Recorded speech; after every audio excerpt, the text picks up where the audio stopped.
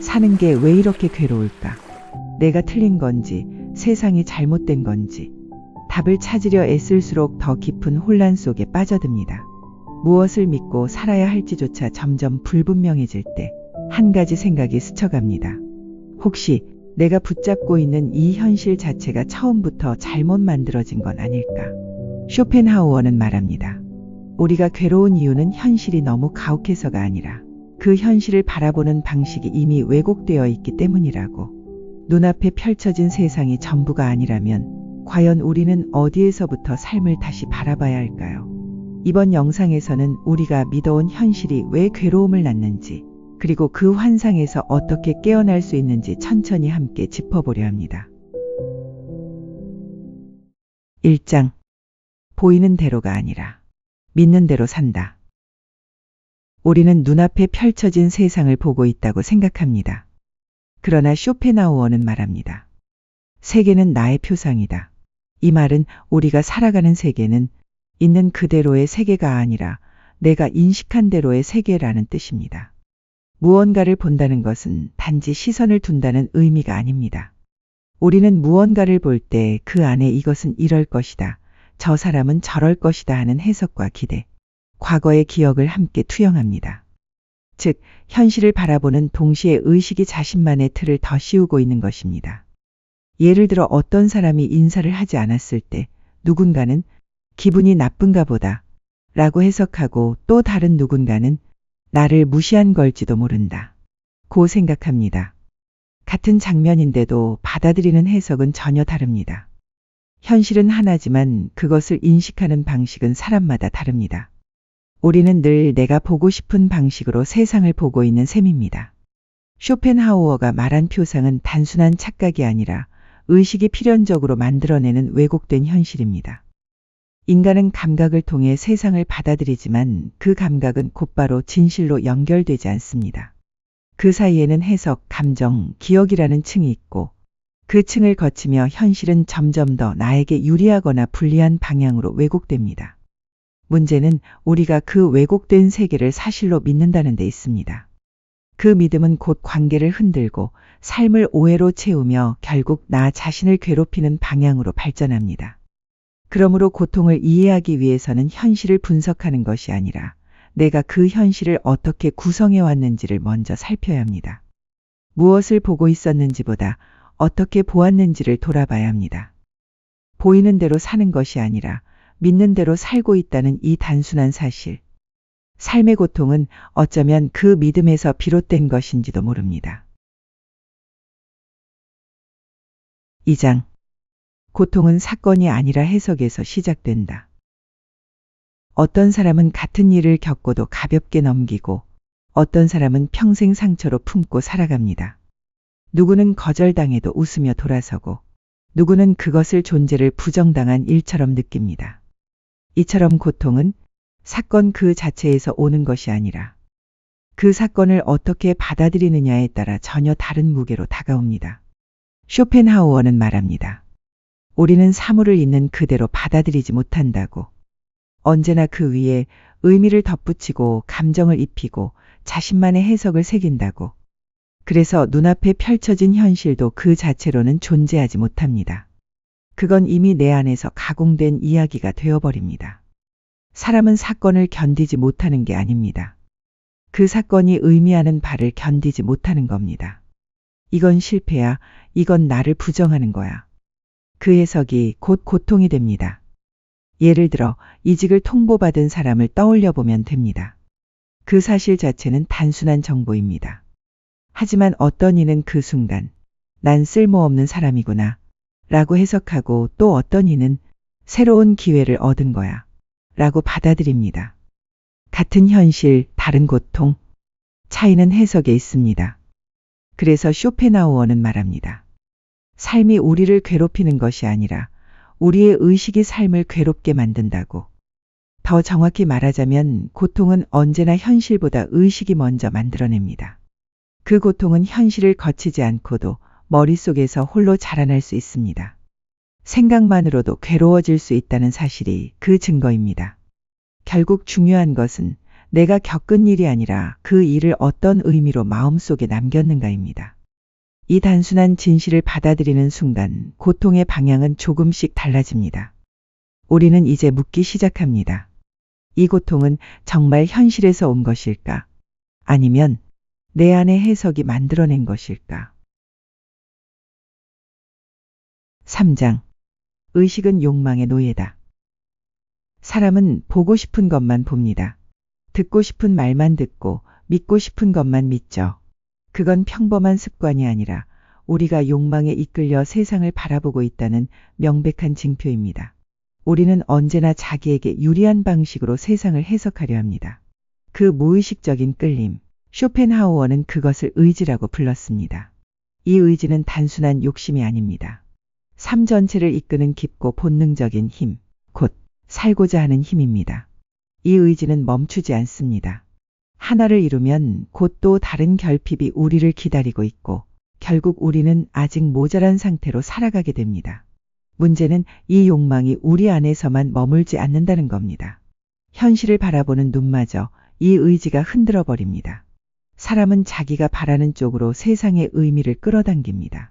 그리고 그 바람이 꺾일 때 세상이 틀렸다고 느끼고 스스로가 무너졌다고 생각합니다.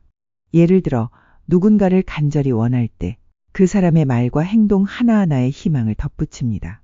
연락이 없어도 그저 바쁘다고 믿고 표정이 무심해도 오늘만 그런 거라며 스스로를 설득합니다.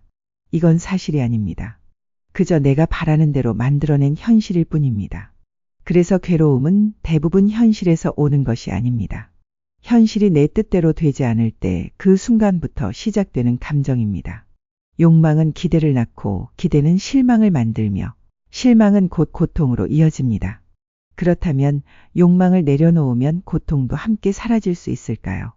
어쩌면 괴로움은 현실이 우리를 힘들게 해서가 아니라 우리의 욕망이 그 현실을 거부하기 때문일지도 모릅니다.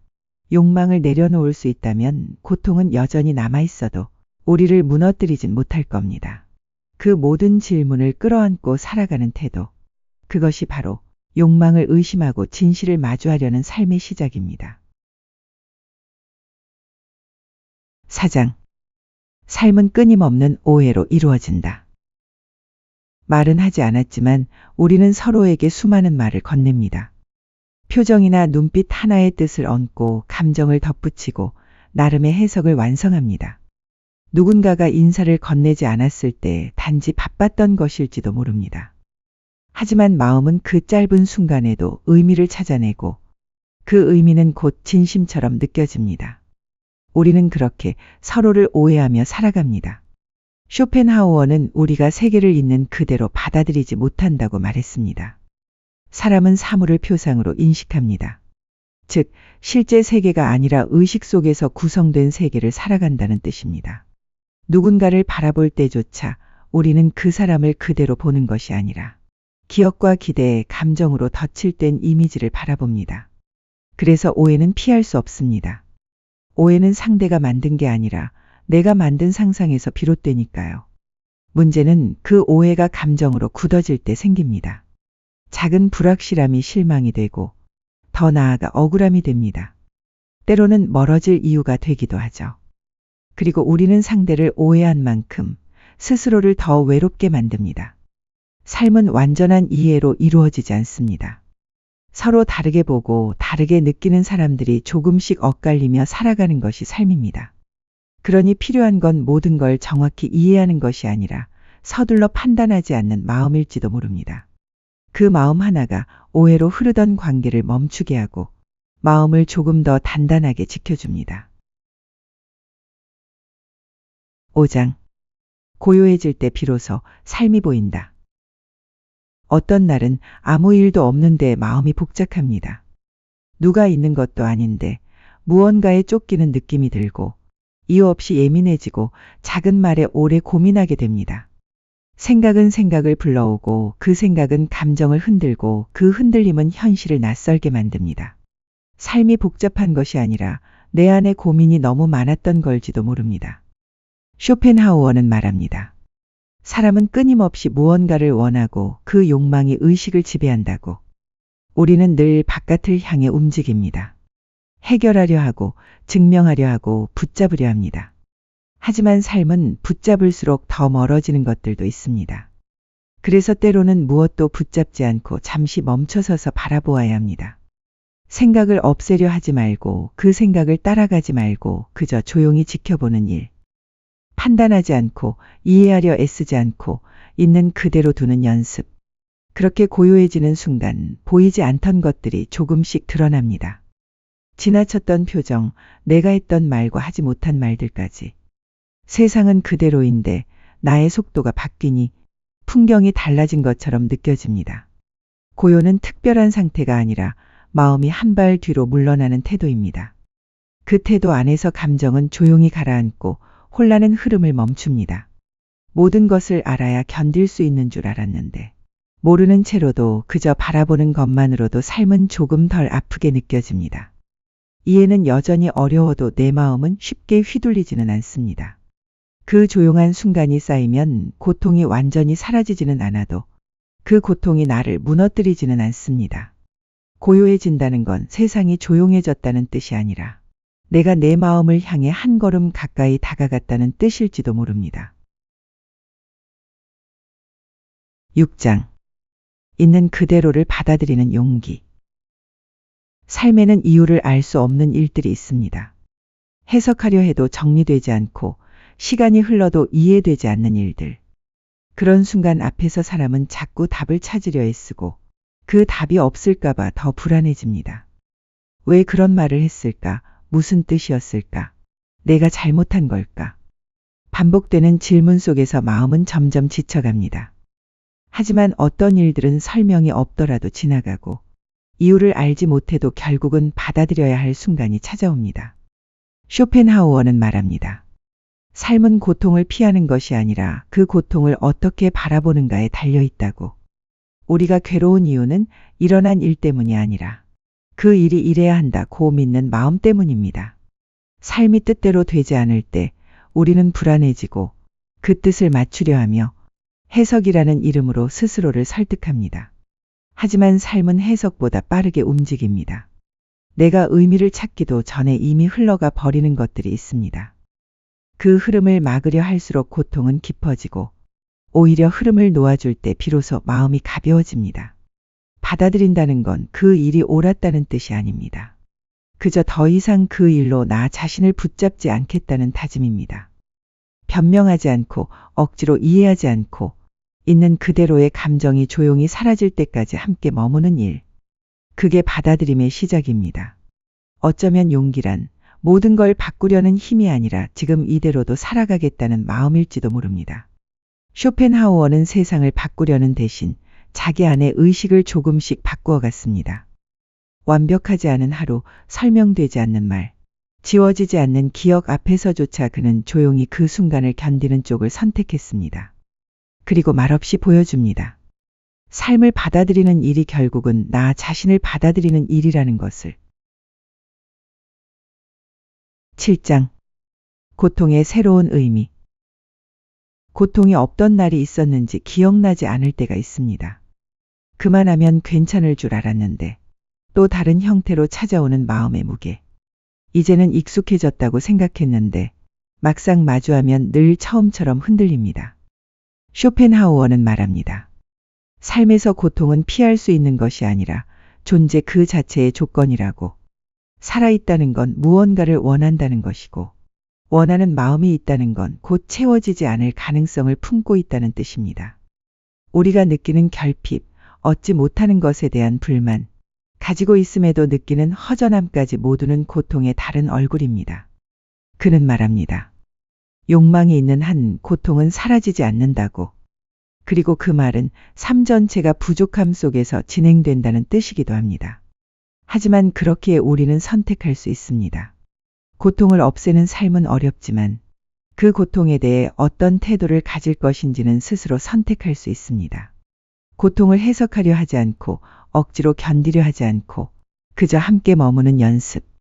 그 연습이 쌓이면 고통은 더 이상 삶을 파괴하는 무기가 되지 못합니다. 그건 여전히 아프지만 무너지지 않는 방식입니다. 조금은 더 조용하게, 조금은 더 단단하게 그 아픔을 품고 살아가는 것. 그것이 쇼펜하우어가 말한 깨어있는 삶의 모습일지도 모릅니다. 살아가는 동안 고통은 사라지지 않겠지만 그 고통이 더는 나를 해치지 않게 할 수는 있습니다. 삶은 언제나 어딘가 부족하고 마음은 그 부족함을 잊지 못한 채 살아갑니다. 하지만 그 부족함과 싸우지 않고 그저 함께 살아내는 일. 그 조용한 태도가 고통을 의미로 바꾸고 그 의미가 삶을 지탱하는 힘이 되어줍니다. 사는 동안 우리는 수많은 고통과 마주합니다. 어떤 건 설명할 수 없고 어떤 건 끝나도 계속 남아있죠. 하지만 그 고통이 삶을 망가뜨리는 것이 아니라 삶을 다시 바라보게 해주는 순간이 될 수 있다면 그것만으로도 우리는 조금은 달라질 수 있을지 모릅니다. 고통은 사라지지 않지만 그 고통에 휘둘리지 않는 의식을 우리는 만들어갈 수 있습니다. 그 조용한 연습이 삶의 결을 바꾸고 태도를 바꾸고 결국은 나 자신을 바꾸어냅니다. 지금 당신이 살아내고 있는 그 마음도 충분히 소중합니다. 그 마음을 조금 더 다정하게 안아주며 살아가시길 바랍니다.